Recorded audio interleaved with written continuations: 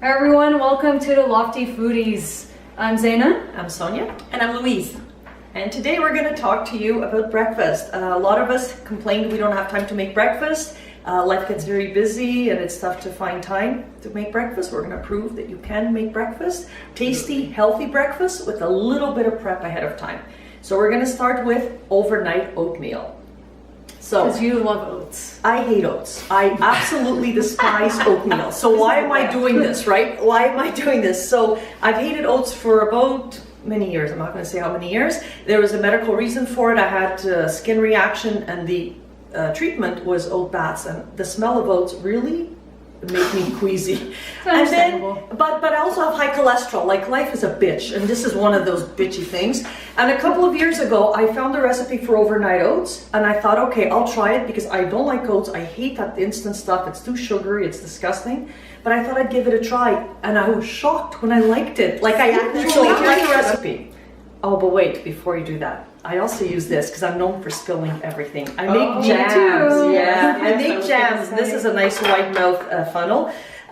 You start with half a cup of oats. The oats I used they're called large flake oats. Yeah. And I like these better because I find the texture is more interesting than the regular oats. Do not use quick or instant oats because it's going to be like mush and cement mush, maybe even. Right.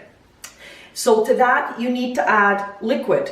I'm going to use 2% milk, but if you're lactose intolerant, you can use almond milk, you can use soy milk, hazelnut milk you also mentioned. Yeah. Any milk you want. Any milk you want. So I'll put that in. How much do you need? So for that, it's the same quantity, plus I added 2 extra tablespoons. And the reason for that is, because I've played around with the quantities, if you do equal amounts of milk and oats, it's a little bit thick in the morning. So I do that, and then I do 2 tablespoons. Yeah. And today we're making pecan maple. Ooh, lovely. Yeah, it's my favorite. There's other ways to do it. Then you need a dash of salt. So I have my special measuring spoons. There is Those are fantastic. Actually, you need a pinch of salt. I like a pinch of salt. So here's a pinch. When you're making oatmeal, don't undersalt it. Don't say, I'll skip the salt, because it has a real big impact on the flavor. And then 2 tablespoons of maple syrup. Now, I use maple syrup because I really like the taste of maple syrup. But if you want, you can use brown sugar, you can use honey, you can use agave syrup, you can use whatever you want for syrups. But today, because it's maple pecan, yes, that's what it is. Oh, makes sense. And we like maple syrup. Pecan. Then you need to add some kind of spice. So depending on what you're going to do, you can add cinnamon, which is what I add. And I don't measure, I just sort of sprinkle it and sort of eyeball it. It's really to taste, isn't it? Whoops. A little more. I love cinnamon. It's got all kinds of great properties. It's not going We to just like this taste. There we go. There we go. That's good. And I add a little bit of vanilla. Now, we were saying this is the pure vanilla extract. This stuff is really concentrated. So I've discovered when I make a recipe, if it calls for like half a teaspoon, I put in less. Absolutely. So what I did in making the recipes is I used literally a tiny, The smallest one. the smallest one, like a pinch. The pinch, Yeah. again. Just enough so that it gets a flavor. It adds a really nice. That's fine. That's a little more than a All right. pinch. That's fine. That It'll be flavorful. it will be flavorful. Here we And go. then what do? Well, then you put the lid on.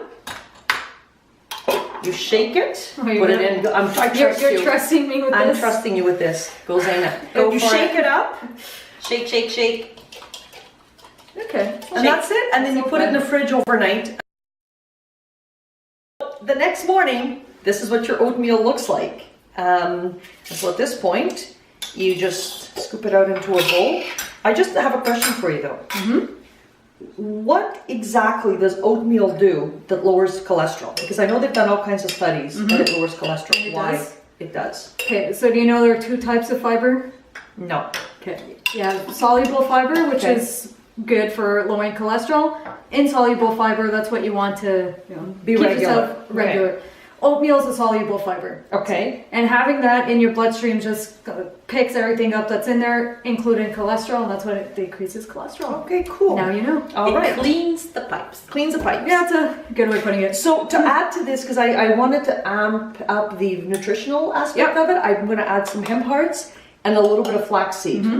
And then I'm going to top Both it also with high in fiber. also high in And fiber. that's what you want even for breakfast. It keeps you fuller longer. It does. Because you don't want, if you're just getting your typical breakfast cereal that has zero fiber, you're hungry again an hour later. And I'm not a fan of cereal. I think that's one of the reasons I get hungry. So about, I don't know, half a tablespoon. There's no hard set I'm just measurement. gonna- Just sprinkle some on. Yeah. And then the pièce de résistance are the roasted pecans. These are really nice. And I normally crush them a little bit, but for presentation, I think these are pretty. And there you go. Okay, we just show them. Yeah. I'm gonna spill everything. Yeah. I'm sure you can't see, but it looks lovely. Yes. Yeah.